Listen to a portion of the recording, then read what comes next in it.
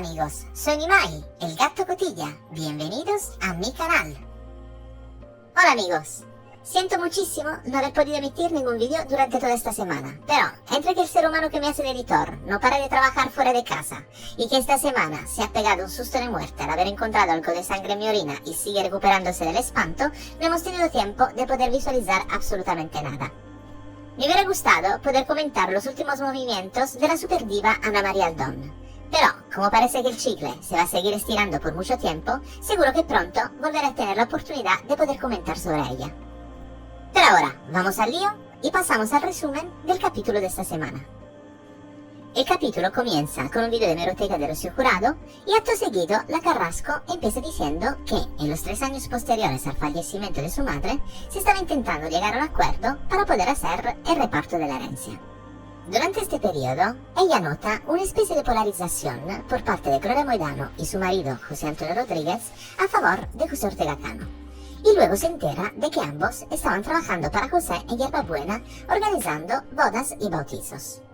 Fue entonces cuando ella entendió que ahora que su madre estaba muerta, sus tíos ya habían perdido a sus víctimas y, para seguir chupando sangre, se pusieron al lado del torero por puro interés económico. A mí, las afirmaciones de esta mujer ya me han sacado de quicio hasta el punto que siendo yo un gato me ha salido voz. Y cuando oigo idioteces así, me entran ganas de ampliar mi vocabulario con palabras más propias de la barriobajera de Monte Alto disfrazada de fucsia. Pero me contengo. Vamos a ver, cerebro de guisante. A diferencia tuya, a tus tíos se le pagaba por su trabajo. Sé que esta palabra te resulta extraña, pero deberías consultar su significado en el diccionario antes de seguir haciendo el ridículo. Al fallecer tu madre, tus tíos no solo se quedaron sin hermana o cuñada, sino que quedaron también en la cola del paro. Cuando una persona pierde su trabajo, normalmente, en lugar de quedarse en casa, viviendo como un parásito a espaldas del dinero de los demás, como hace Fidel Albiac, lo que hacen es buscarse otro trabajo, y tus tíos Gloria y José Antonio, lo que hacían en Hierbabuena era, appunto, trabajar. Pero entiendo que es un concepto muy complicado de asimilar por una persona como tú, que piensa que por el solo hecho de haber salido del vientre de tu madre, ni tú ni la gente que te rodea necesita trabajar. Vamos a recordar las declaraciones de esta señora en Tómbola durante su enfrentamiento con Carmela Marchante. ¿El marido de Rocito tiene trabajo, sí o no? En caso afirmativo, ¿de qué? De momento no, de momento no. Nunca. Pero ¿sabes lo que pasa? ¿Sabes lo que pasa? Que mi marido tiene la suerte de poder vivir sin trabajar, no como tú. Pero eso me parece, a mí me parece una grosería y una obviedad que digas esto, porque... ¿Por qué? Y no es nada serio decir mi marido ¿Sabes, tiene la suerte. ¿Sabes lo que te gustaría a ti? ¿Tú sabes lo que te gustaría a ti? Vivir como vive él. Lo que pasa es que no puedes. Y estás insultando a la gente que No, vive de no, su perdona. salario. Yo trabajo. La estás insultando. Che, que yo trabajo. No, Porque pero lo que no haces tú... frivolices, que te Mira, encanta perdóname. frivolizar. Lo que hace a que el señor es No. una profesión, porque a aquel señor se le ocurra. Vale, muy Lo que bien. hace aquella señora también, lo que hace este también, lo que hace ella Y lo también. que hago no, Ah, yo lo que no, haces tú no te gusta son cosas porque yo no te echo distintas. incienso. No, lo que haces tú son cosas distintas. Claro, sí, porque te paseas por los porque te despachos cantan las hablando más de la verdades, cuenta. porque te ¿Me cantan las entiendes? Eso es lo verdades que y te haces tú. fastidia. Lista. Bueno, muy bien. A ver, haya Pero que calma, conste por... Ahí la tenéis, a la barriobajera de Monte Alto en todo su esplendor. Pero el tema de que Rocío Carrasco no sepa lo que es trabajar, desde luego no es lo que más me ha sorprendido.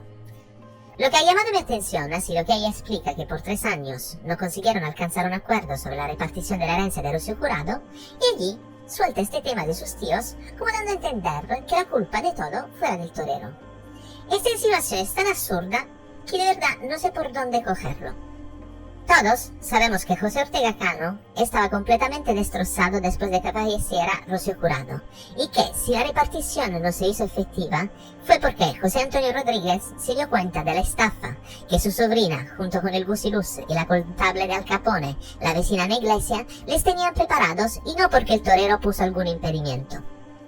Además, si no fuera por él, al día de hoy la repartición seguiría sin hacerse efectiva, ya que, al fin de que todos pudieran cobrar su parte, fue el torero que tuvo que renunciar a parte de la herencia de sus hijos, que en aquel entonces eran aún menores de edad. Así que este capítulo, desde luego, no empieza con el buen pie, pero como sigue es aún peor. Entonces explica algo que ya conocíamos por boca de Amador Moedano sobre la reunión que organizó la albacea por el reparto. Y cuenta que al llegar allí, ella le reprocha a sus tíos haberse puesto del lado de José Ortega Cano, sabiendo lo mal que lo hizo pasar a su madre. Al que José Antonio Rodríguez le explicó que ellos lo único que hacían en Hierbabuena era trabajar y ocuparse de esos niños, ya que ella pasaba olímpicamente de ellos. Las verdades como puños que soltó su tío la hicieron enfadar a tal punto que se levantó de su silla y le dijo a José Antonio sinvergüenza, y a su tía le dijo que era aún más sinvergüenza que su marido por haberle permitido de hablarle así, y se fue. Explica que era mentira que ella no se encargara de sus hermanos, ya que en todos los cumpleaños y en todas las navidades estaba con ellos, mientras que su tía estaba allí solo para seguirle chupando la sangre a José Ortega Cano, ahora que ya no se la podía chupar a su hermana. Eso lo explica como 4 veces. Señor Omnipotente, de verdad, yo te lo ruego, dame la fuerza de poder seguir comentando este capítulo sin destrozar la pantalla de la televisión. Vamos a ver, señora, o sea, que usted puede pasar todas las navidades y todos los cumpleaños de los niños en compañía del maltratador de José Ortega Cano por el bien de ellos, pero cuando lo hace su tía, lo hace por interés. Siento tenerle que recordar a la audiencia que usted se preocupa de los niños solo hasta el momento que vio la posibilidad de que José Ortega Cano pasara mejor vida y que usted y Fidelito Albiac pudieran meter las manos encima de la herencia como ya hiciste con Pedro Carrasco y Rocío Jurado. Así que los únicos interesados en el dinero seguís siendo vosotros dos y no Gloria Moedano, que no solo hizo de madre a Gloria Camila y a José Fernando, sino que lo hizo con usted también. Seguimos, porque si no me caliento antes de tiempo.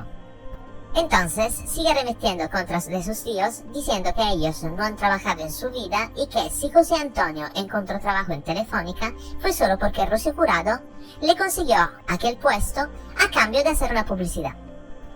Yo no quiero meter el dedo en la llaga otra vez, pero lo cierto es que lo haya conseguido con la ayuda de Rocío Jurado o no, a él, por lo menos, se le conoce trabajo. Lo mismo no se puede decir de Fidel Albiac, que con casi 50 años tiene cotizado en la Seguridad Social tan solo 21 días. Pero ya sabemos que Rocío Carrasco, al igual que su feminismo, lo tiene todo selectivo, incluida su memoria.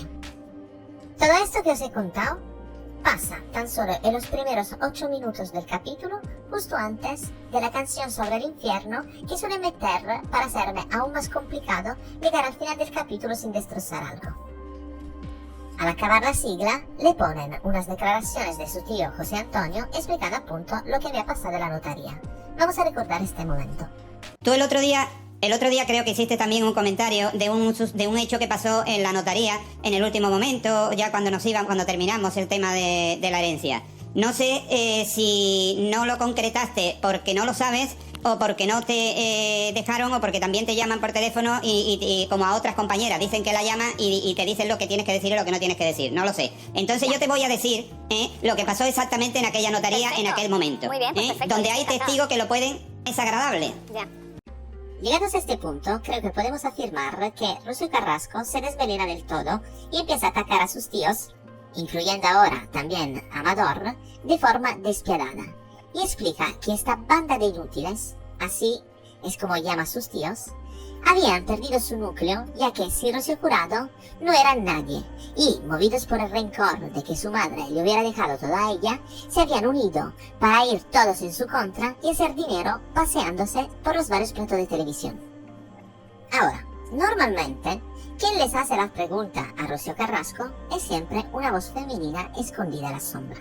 Pero en este capítulo, de repente, una voz masculina, probablemente venida desde el más allá, le vuelve a preguntar por qué se sentía tan molesta de que sus tíos se fueran a ayudar a José Ortega Cano, y ella vuelve a explicar que todo esto es por los malos tratos a su madre, que ellos también conocían y que esta actitud no solo la habían tenido con José Ortega Cano, sino que también con el ser Antonio David, siempre utilizando la excusa de los niños para meterse al lado de un maltratador. A este punto, ingenuo de mí, Me esperaba que la voz que había aparecido de repente en este capítulo le preguntara entonces si tan mala era la actitud de sus tíos de ponerse al lado de José Ortega Cano por el bien de sus hermanos, porque ella pasó todas las navidades con el torero hasta el año 2012, pero por ser hombre se ve que el tío no ha tenido lo que tenía que tener por hacerle esta pregunta, y tal como vino, volvió a desaparecer en la sombra. Ahora, aquí empieza a explicar cómo se llegó a un acuerdo por la repartición de la herencia y cómo, según ella, se hicieron las valoraciones. En primer lugar, disculpa a su amiga Ana Iglesia, la cual, según ella, se encargó solo y exclusivamente de la valoración del chalet de La Moraleja, y explica que ella personalmente solicitó una valoración a un primo suyo y después una segunda a una tasadora oficial. Por su lado, José Antonio hizo sus investigaciones y dio sus valoraciones, y la media de todas las tasaciones fue lo que la contable de Al Capone utilizó para hacer la repartición. Entonces, en esta parte se habla mucho de números. Para resumirlo, he preparado la siguiente tabla. Entonces, según cuenta Rocío Carrasco, la albacea solicitó una valoración a una inmobiliaria y otra a la Comunidad de Madrid por el inmueble de La Moraleja que tenía que ser vendido y cuyo 50% pertenecía a la herencia de Rocío Carrasco. Y en estas valoraciones, el inmueble se sitúa entre los 3.700.000 y los 3.400.000. Por lo que podemos estipular que la parte que le correspondería a Rocío Carrasco sería de 1.850.000 euros. Ahora, sobre este inmueble, todos parecen estar de acuerdo, ya que no aparece valoración alguna por parte de José Antonio, pero la disputa se encuentra en los otros bienes inmobiliarios. Según Rocío Carrasco, por ejemplo, la finca de mi abuela Rocío, que fue heredada por Gloria Moedano, tenía un valor de 1.300.000 euros, mientras que, por José Antonio, de tan solo 390.000 euros. Sobre el adosado de Juan de la Rosa la diferencia es mínima. Según Rocío Carrasco, valdría unos 222.000, mientras que José Antonio apunta a unos 180.000. Sobre la finca del administrador, que también pertenecía a Rocío Carrasco, las cosas se complican, porque, según ella cuenta, se hicieron dos valoraciones, una oficial y otra con inmobiliaria. La inmobiliaria estipula el precio alrededor de los 3.900.000, o sea, 900.000 euros más alto que el precio estipulado por la valoración de José Antonio. Pero la valoración oficial le daba un precio de tan solo 1.415.000 euros. La mayor estafa, pero, llega a la hora de hablar de la finca Los Naranjo, que pertenece, como sabemos, a Amador Moedano. Según la valoración hecha por José Antonio, el valor de la finca sería de tan solo 800.000 euros, mientras que la tasación de Rocío Carrasco apunta a los 6.615.000 euros, una diferencia abisal. Lo que la Carrasco omite decir es que dicha finca tenía un valor tan alto al ser considerada de regadío, ya que se aprovechaba del agua de un pozo que pertenecía a Pedro Carrasco, que pero la bruja fucsia vendió escondida, desvalorando así el valor del inmueble. Entonces, si tenemos en cuenta los valores ofrecidos por Rocío Carrasco, el gran beneficiario de la herencia de Rocío Jurado sería Amador Moedano, al hacerse con el 48% del valor de la herencia, mientras que Rocío Carrasco le quedaría solo el 41%, al cual se deberían descontar las cargas para que el reparto se hiciera efectivo. La tasación de José Antonio Rodríguez muestra una realidad completamente distinta, donde Rocío Carrasco se hace con casi el 80% del valor de la herencia, reduciendo así a menos de un tercio el reparto que quedaría pendiente para sus tres tíos, Gloria, Amador y Juan de la Rosa. Pero ahora aquí viene lo flipante y lo que para mí es el verdadero punto de la cuestión. Rocío Carrasco explica que la albacea en la iglesia, al tener que respetar los tercios de reparto y al ser la finca Los Naranjo el bien que más valor tenía, al haberle atribuido un precio superior a los 6 millones de euros, lo que hizo fue repartir los metros cuadrados de esta finca entre Amador, Gloria Moedano, Rocío Carrasco, Gloria Camila y José Fernando. Y según ella cuenta, la cosa hizo montar en cólera al Tito José Antonio. Con el fin probablemente de que la discusión no fuera más y que no se tuvieran que recoger cadáveres en la notaría, el agarrado maltratador de José Ortega Cano decidió poner fin a la discusión renunciando a la parte de Gloria Camila y José Fernando a favor de Gloria y Amador Moedano, para que así todos pudieran heredar su parte. Y entonces ella, al verse básicamente con la espalda entre la espada y la pared, accedió también a renunciar a su parte y por fin el reparto se hizo realidad. Explica también que había mucha presión para que el reparto se hiciera lo antes posible por culpa de Amador, ya que durante la reunión con la albacea, Rosa Benito descubrió que su marido debía casi $500,000 a Hacienda y, al verse básicamente arruinada, hacía presiones para que se pudiera hacer frente a esta deuda atacando a Amador Moedano sin piedad. Y entonces empiezan a poner todas las declaraciones de Rosa Benito a lo largo de los años contando este hecho en concreto e insultando a Amador. Explica que quien en realidad la querían estafar eran sus tíos que querían convencerla a firmar un préstamo hipotecario poniendo la nave de Amador como aval para que éste pudiera pagar Hacienda y que hasta llegaron a amenazarla. Os pongo las declaraciones de Rocío Carrasco para que os podáis echar una risa. Como siempre, la barriobajera de Monte Alto en sus declaraciones demuestra tener un lenguaje digno de la Real Academia de España. Que exista gente que encima la aplauda por ello es algo que creo que nunca llegaré a comprender. Pero ya llegó el momento de sacar al gusiluz de su alcoba y de demostrarle al mundo el héroe que es en realidad. Y por ello explica que si bien ella no quería firmar la hipoteca, Fidel le explicó que era algo que se tenía que hacer para que sus primos no se quedaran en la calle. Así que ella volvió a encontrar la luz y firmó para que Amador pudiese pagar su deuda. Partiendo de aquí, empezó a soltar una marea de mentiras que casi no merece ni la pena comentar. Que si era cierto que ella se quedó con el dinero del alquiler, pero que era ella y Fidel que se encargaron de que el contrato se mantuviera, para que así un mañana Amador pudiera cobrar su parte, que si su madre organizó el testamento dejándole tanto dinero a sus tíos era para protegerla, porque sabía que eran una jauría salvaje lista para comérsela y otras barbaridades que no se cree ni ella. Para mí, lo más relevante de todo eso fue el momento en el cual le pusieron unas declaraciones de Amador Moedano. De estas declaraciones ya he hablado yo en un vídeo anterior explicando el asunto de la abducción que parece que Fidel Albiach ejerce sobre todas las mujeres que pasan por su vida, como Rocío Mestre, Elizabeth, Anabel Dueñas y, como no, Rocío Carrasco. Vamos a recordarlo. Rocío Carrasco ha sido siempre una niña simpaticísima. Pero simpaticísima, buenísima. Lo que tenía lo repartía con sus primos, todos. Era encantadora. Hasta que dejó de serlo. Y entonces, pues, alguien con mucha ambición, pues la ha abducido. Fidel Albiach, vamos a seguir hablando, Amador. Los colaboradores quieren hacerte muchas preguntas. Muy bien. Estamos deseando saber qué ocurrió en esa notaría. Sí. Y además Antonio David se sentará para poder preguntarte, pero será, bueno, pues a la vuelta, en unos minutos. Muy bien.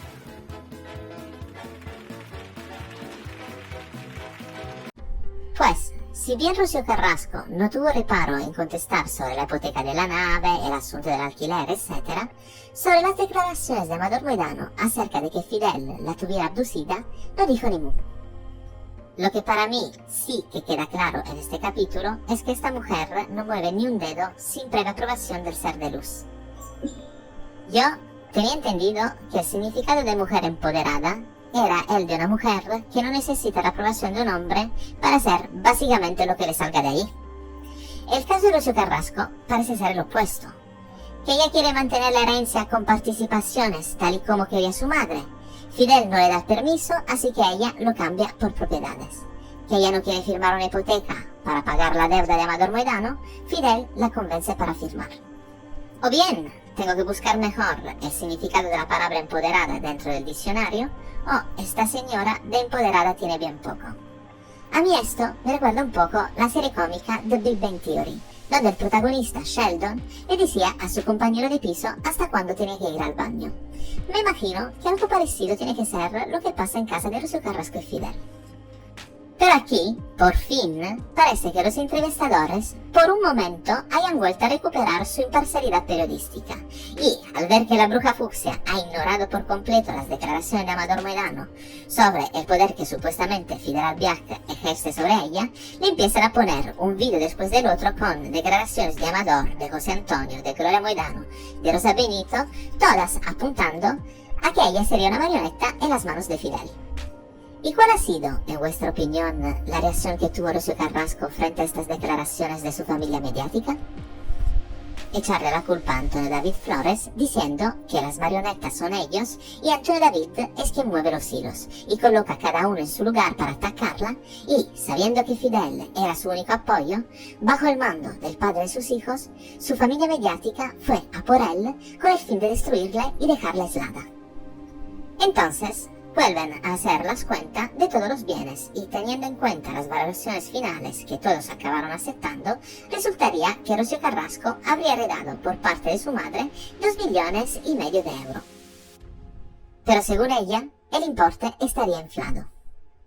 Explica que la finca que heredó estaba al 50% a nombre de su madre, cosa que figura en la repartición por un total aproximadamente de 650.000 euros, y la otra mitad a nombre de una sociedad que siempre pertenecía a su madre. El valor económico que se le da a esta sociedad es de 1.804.000 euros. Y ella dice que en su patrimonio figura tan solo el 50% de la finca. Hay un importe aproximativo de 1.100.000 euros sin justificar, que pero, aun sabiendo que el importe estaba inflado, ella lo firmó con el fin de no tener más discusiones con sus tíos. Vamos a ver. Los bienes de la sociedad, por supuesto, no están detallados, pero a diferencia de las personas que siguen a esta mujer, nosotros conservamos algo de memoria, aunque en mi caso particular, después de ver y escuchar tantas sandeces, a veces preferiría perderla por completo. En el primer docubodrio y en este segundo, hace tan solo 2 capítulos, Rocío Carrasco nos explicaba cuál fue el momento en el cual entendió que había perdido a su hija para siempre, contando que al fallecer su madre, esta con tan solo 9 años, le preguntó por los 2 pisos de Miami. Entonces, ¿me puede alguien explicar por qué estos 2 pisos no aparecen en ninguno de los documentos mostrados hasta ahora? Y no será, digo yo, que estos bienes estaban incluidos en los bienes societarios, y esta es la razón que explicaría el 1.100.000 euros sin justificar. Ahí lo dejo. Entonces, por fin, llegó el momento de explicar qué es lo que pasó con el famoso pozo que regaba la finca de los Naranjos, que pero era propiedad de Pedro Carrasco. Y la manera que encuentra de darle la vuelta a la historia, desde mi humilde punto de vista, es digno de estudio. Según ella, la única persona que sabía que este pozo pertenecía a Pedro Carrasco y que se encargó de ocultarlo para que Rocío Carrasco no lo pudiera vender era su tía Gloria, que era la persona que tenía en sus manos el contrato de venta del pozo y que jamás lo sacó a la luz. Explica que su tía hubiera podido decírselo cuando falleció su padre y no lo hizo con mala intención. Entonces, yo me pregunto, ¿y tu madre, que aún no había fallecido en aquel entonces, y que era conocedora de la existencia de este pozo, y de quién era el propietario, habiendo sido esto el único punto de discordia en el proceso de separación que mantuvo con Pedro, tal y como cuenta la albacea Ana Iglesia en la carta que os encargáis de sacar a relucir cada 3x4? ¿Por qué no dijo nada? La razón por la cual Rocío Carrasco se mantuvo callada es porque después de separarse llegó a un acuerdo económico con Pedro Carrasco y compró el pozo. Pero, debido a la buena relación que existía entre ella y su ex, no vieron necesario cambiar la propiedad en el registro. Y eso no lo digo yo, sino que nos lo cuenta Ángela Portero en el siguiente artículo de La Razón. El pozo maldito de Pedro Carrasco. La decadencia de Rocío Jurado y Pedro Carrasco, al no cambiar la titularidad del pozo que regaba la finca que heredaron los Moedano, sirvió a Rosito una venganza en plato frío contra sus tíos. La venta, a finales de 2010, de una mísera porción de terreno de 190 metros cuadrados, tiene la culpa del inicio de las hostilidades entre Rocío Carrasco y sus tíos maternos. En esa parcela indivisible, al formar parte de un terreno rústico que dista 3 kilómetros de la finca Los Naranjos, se encuentra el pozo que durante años regó la explotación agrícola, propiedad de la más grande y su exmarido Pedro Carrasco, y que acabarían heredando en 2007 los Moedanos. La finca, un suelo rústico de poco más de 3 hectáreas, fue una de las primeras inversiones del popular matrimonio en Chipiona. Por su cercanía a la carretera de Rota y a la playa, la pareja confiaba en que, con los años, podría ser urbanizable. una inversión a futuro que no comenzó a ser rentable hasta que la finca tuvo acceso al agua del lejano pozo y comenzó su actividad agrícola basada en el cultivo de cítricos. A día de hoy, sin pozo y sin naranjos, sus herederos confían en poderla mantener hasta que sea recalificada como suelo urbano y se ha convertido en el hogar de Amador Moedano. Pocos saben que el acceso a este manantial fue obra de Pedro Carrasco. De hecho, ni siquiera su única hija, Rocío, lo sabía. El boxeador, gran amigo del dueño del emblemático Hotel al Sur de Chipiona y propietario del pozo, llegó a un acuerdo privado con él para compartir su titularidad y beneficiarse del riego. De este modo, los naranjos pasaron de ser un terreno de agua salobre a una finca de regadío. Tras separarse de Rocío Jurado, Carrasco decidió vender su parte de la finca a la madre de su hija. La excelente relación entre ambos hizo necesario que se cambiara la titularidad del agua del pozo. Y esta dejadez acabaría convirtiendo, tras la muerte del boxeador en 2001, a la única hija de la pareja en la propietaria del pozo. Una década después de la muerte de Pedro Carrasco, Rosito descubriría el maná que poseía cuando el propietario del terreno donde se encontraba el pozo decidió venderlo. Al no estar elevado a público, es probable que Rocío Carrasco desconociera su existencia tal y como mantienen sus portavoces. En cualquier caso, lo lógico es que su madre le hubiera informado que, tras la muerte de su padre, el pozo pasaba a ser de su propiedad. Pero, según aseguró Paloma García Pelayo en 2016, Rocío descubrió años después que su tía Gloria, supuesta depositaria del documento que acreditaba la propiedad del pozo, se lo ocultó deliberadamente y esa fue la razón de su enfado. Si ese fue el motivo que provocó la venganza de Rocío Carrasco, o fue la negativa de sus tíos a repartir la titularidad de la finca con los hijos de Rocío Jurado, como defendía la albacea Ana Iglesia, pronto se sabrá. Pero está claro que en los naranjos está el origen de la discordia familiar. Prueba de ello es que, 2 años y medio después de aceptar a regañadientes que sus tíos maternos heredaran el 100% de los naranjos, Rocío Carrasco vendía a sus espaldas el pozo, sin ofrecérselo a ellos en ningún momento. Esta actuación acabó con la frágil entente familiar y despertó la furia de los más mediáticos. Amador, Rosa Benito y el marido de Gloria Moedano arremetieron contra su sobrina en los platós. Tras el despiadado ataque mediático que acabaría acercando a la parte de los Moedanos a Antonio David Flores, nada volvería a ser igual entre ellos. El sueño de Rocío Jurado de mantener a su familia unida saltaba por los aires. Aunque en enero de 2011, cuando los Moedanos descubrieron que Rocío había vendido el pozo y la finca no estaba en explotación, la ira de los hermanos de la más grande no se acalló. Al parecer, para ahorrar en gastos, habían decidido tapiar las tuberías de modo que el pozo no regara las tierras. Aún así, la acusaron de actuar con mala fe, ya que consideraban que Rosito debería haberles informado a ellos de sus intenciones por si fuera de su interés comprar el pozo. Le hubiéramos pagado lo que hubiera querido, dijo Amador Moedano. La jugada de Rosito a sus tíos fue calificada por Rosa Benito como una puñalada trapera. Según ellos, el terreno de secano había sufrido una devaluación económica incalculable. Rocío guardó silencio mientras Amador, Rosa y el marido de su tía Gloria, José Antonio, se despachaban a gusto en los platós. La venta del pozo revertía la calificación de la finca de regadío a secano, devolviendo la situación, irónicamente, al conflicto que se generó por el desacuerdo en la tasación de la finca en 2007, en plena guerra testamentaria. ¿Fue la justa venganza de Rosito? Por lo que, justo para poner un poco de orden entre las mentiras de esta mujer, los hechos fueron los siguientes.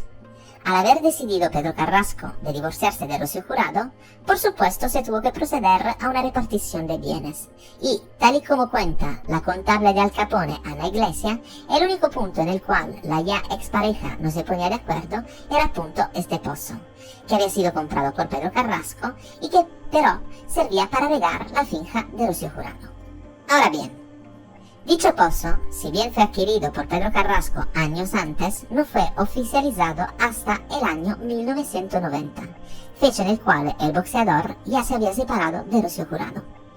Fue solo entonces, con el fin de hacer las cosas bien, que Pedro Carrasco firmó un contrato para atestar dicha compra. Al no disponer Pedro de ninguna finca que tuviera que ser regada por dicho pozo, tal y como ha explicado Ángela Portero en el artículo que os acabo de leer, le vendió la parcela a Rocío Jurado, razón por la cual Rocío Jurado consideró oportuno que el contrato de compraventa que había firmado Pedro se lo quedara a ella y que fuera su hermana a custodiarlo. Y todo lo relativo a la supuesta mala fe y de haberle mantenido escondido este contrato son solo frutos de los delirios alucinatorios al que Rocío Carrasco nos tiene ya acostumbrados. En el próximo capítulo empezará primero a atacar a su prima Rosario Moedano y después a sus hermanos José Fernando y Gloria Camila, y explicará que se siente harta de que la gente le pregunte cuándo se va a reconciliar con sus hermanos, con sus tíos o con su hija, dando a entender una vez más que este acercamiento no entra dentro de sus intereses. ¿Qué os han parecido las mentiras del capítulo de hoy? ¿Llegará Ortega Cano a demandarla por las insinuaciones que está haciendo?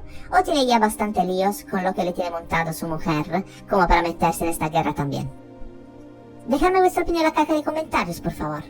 Como siempre, estaremos pendientes de cualquier otra novedad. Nos vemos en el siguiente vídeo.